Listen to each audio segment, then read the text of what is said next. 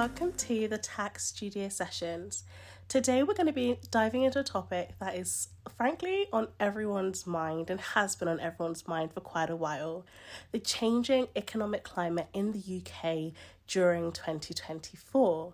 From inflation to interest rates, there have been so many shifts that are impacting people across the board, whether you're employed, self-employed, unemployed, on benefits, or even running your own business.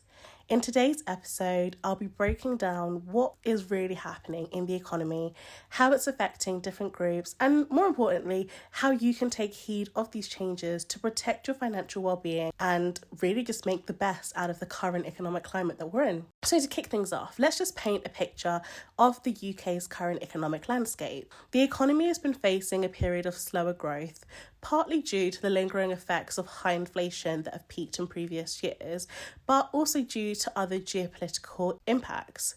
Although inflation has cooled down a little bit, it still remains quite elevated at around 4 to 5%, which essentially means that the cost of living is still a lot higher than it has been in previous years. The Bank of England has responded to this by maintaining high interest rates to combat inflation, with the base rate currently sitting around 5.5%. And while this does help to keep inflation in check, it has such a big ripple effect onto households, businesses, and the job market. So if we then ask ourselves, okay, what are some of the key factors driving the economic situation at the moment? The first one would be the global supply disruptions. Although supply chain issues have improved a lot since the pandemic, the ongoing geopolitical tensions and disruption in energy supplies have kept some of these costs quite high. You then also have labour market shifts. The labour market has been experiencing such a big shift lately, and while unemployment still remains relatively low, the demand for higher wages due to inflation has put such a big pressure on businesses, leading to a cautious approach when hiring. We've even noticed around the economy that in some sectors, they're softening the job vacancies so that they're not having to pay out as much for their employees. Another factor is government policies. We've had such an upshift and such an uproar regarding governments this year, and this has meant that government spending and fiscal policies have focused on targeted support for those most impacted by the cost of living crisis. But there's also been an emphasis on fiscal restraint to manage the public debt. This essentially means that while there are some benefits and reliefs, they are more targeted than they have been in previous years. And so looking at some of these factors, what impact does it have on various groups? So if, for example, you are employed, you would have noted that there has been a rise in living costs and wage growths. This has probably been one of the biggest challenges that we've had in 2024, because even though wages have increased a little bit in some sectors, they haven't kept up with inflation as much as we've liked. These price hikes that we're seeing in day-to-day essentials like energy, groceries, and housings have impacted all of us in one way or another. You also have the mortgage and rent pressures. With interest rates remaining quite high, many homeowners with variable rate mortgages have seen such a big surge in their monthly payments. A lot of renters are also feeling the pressures because landlords have passed on the increase in their mortgages over to their tenants. So what can you do if you're an employed individual trying to figure out the current economic climate? The first tip that I would have is to review your salary package. While this sounds quite obvious, a lot of salaries may not have been adjusted accordingly for inflation. So consider negotiating with your employer, especially if you've taken on a lot more responsibility. I know that some people have moved jobs due to the cost of living crisis, which has left others still in those same positions having to take on a lot more work for the exact same pay. See if you can leverage your position and perhaps get a slightly higher bump in your salary. Highlighting the impact of inflation as well as your contributions to the business will really help to strengthen your case. My next tip would be to build an emergency fund. I know this is a lot easier said than done, especially when a lot of people are struggling to have even a little bit of disposable income, but working to set aside just 3 to 6 months worth of expenses in an easy access savings account will really help with the current economic uncertainty that we're having. Even just saving £50, £100, £200, or however much you can spare a month will help you to slowly build this emergency fund and will ultimately help you to have a safety net, which can be crucial in the upcoming years.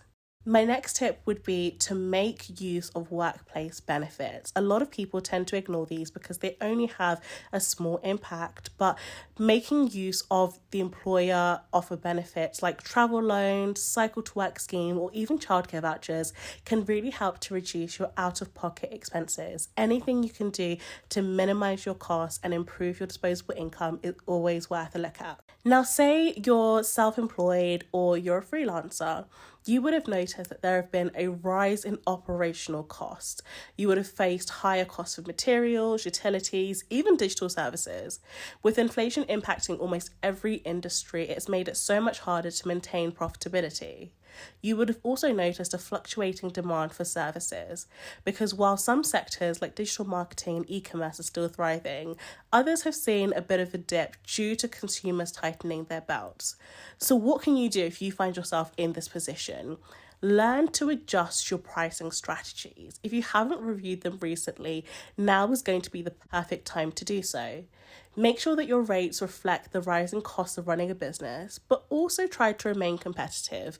There are a lot of things and a lot of tools that are at your disposal that will help you reduce costs. So have a look around, shop around, ask other people for advice and help, and allow yourself to remain as competitive as possible. You may also want to look into diversifying your income streams.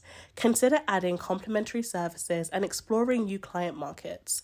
This will be really helpful to balance any seasonal drops that you may have in demand. Finally, you could help yourself by optimizing your tax deductions. It's very, very important to ensure that you keep meticulous records of all your business expenses. Claiming back all your allowable expenses like your home office costs, travel and equipment, even mileage costs can really help to reduce your taxable income. Say you are unemployed or you're currently on benefits at the moment.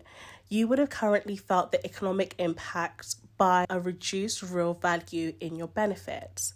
The high cost of essentials has meant that even though universal credits have increased and there has been a lot of other support, the purchasing power of these payments has eroded. I'm sure that you also would have noticed that the job market, while still relatively open in healthcare, logistics, and techs, it is so much more competitive, which makes it a lot harder to get into different sectors. If you're in this current position, I would really recommend upskilling. There are so many different ways and so many different avenues that you can upskill for free. Whether it's online courses, training programs, these will really help to enhance your employability in these growing sectors. There are a couple of platforms such as Coursera and the UK Government Skills Toolkit, which offer valuable resources for free that will help you to build up your skills. Also review your eligibility for support. Make sure that you're receiving all the benefits that you're entitled to, whether this is council tax reduction, support for your energy bills, childcare vouchers, whatever it might be.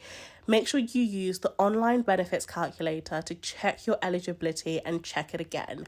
It is not going to do any harm to make sure that you are receiving the maximum benefits that you possibly can. I would also recommend that you consider temporary or part-time work. While this might not be in your chosen field of industry, this will really help to supplement your income, especially in high demand sectors like retail. As we're coming up to the Christmas season, retail and hospitality usually notice a big surcharge. This could be a great way to just give you a little bit of extra disposable income or help to contribute towards those really high living prices. If you're a business owner or an entrepreneur, you would have felt the economic impacts through tightening profit margins. Businesses are often dealing with high input costs from raw materials to energy bills, which can squeeze profit margins, especially for small enterprises. You would have also noticed that the access to financing has become a lot trickier. High interest rates have made business loans a lot more expensive, essentially leading to many companies having to put expansion plans on hold. Cash flow management has become so critical because delayed payments from clients can put significant pressure on your business, especially if you're an up-and-coming enterprise. If you're in this position, I would recommend that you look to renegotiate with your suppliers. If you're currently dealing with suppliers, try to negotiate better terms or even consider bulk buying. This will help you to access discounts and ultimately lower your costs. It will also be very important to focus on customer retention. In uncertain times, retaining existing customers can be a lot more cost effective than acquiring new ones. Focus on loyalty programs, quality customer service, and also engage with your audience on social media. We live in a day and age of social media. Use this to your advantage to maintain the clients that you have, as well as looking to gain some more. It will also be very helpful to you if you explore government grants and tax reliefs that are available. There are a lot of grants available that have aimed to support businesses during the current economic uncertainty. For example, you have R&D tax credits, energy efficiency grants, and digital transformation funding, which can all help to ease the financial pressures that you may be facing. Now, say you're hearing all of this and you're thinking, okay, I could do that, I can put all of these into actions, but what other tips do you have? No matter what your situation, these are some universal strategies that will help you navigate the current economic challenges and potentially foresee any future ones that we may have. Ensure that you're monitoring interest rates. Keep an eye out on the Bank of England's announcements, as changes in interest can affect mortgage payments, savings return, and the cost of borrowing. If you have any loans, consider a fixed rate option to lock in at current interest rates and protect yourself from any future hikes. Also ensure that you review and adjust budgets monthly, whether these are business budgets, personal budgets, family budgets. Make sure that you're reviewing them as often as possible. I would even recommend weekly if you have the time. Track your spending in categories like groceries, utilities, and transportation, and see where you can make small adjustments. Even if you might just be saving £2, £5, or £10, it all adds up in the long term and will help you save a little bit of money. My next tip would be to look to invest in skills and education. Now is such a great time to invest in education. Whether it's a short course or a professional qualification, upskilling will help to open new job opportunities and help you pivot into more resilient industries. My last tip would be to build a side hustle. I think a lot of people have been doing this lately, which is so beneficial and so useful. It's a great way to boost your income, and this could be anything from offering freelance services online to turning a hobby into a small business. Just make sure that if your income is going to be more than £1,000 a year, that you register with HMRC. You don't want to be caught out and potentially receive penalties or fines because of this.